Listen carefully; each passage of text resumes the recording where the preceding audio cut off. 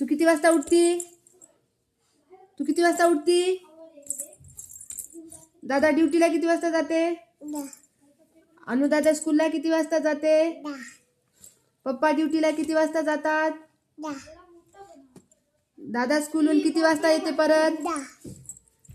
जेवण किती वाजता करते तू? सगळे 10 वाजताच का? 10 वाजता? बर.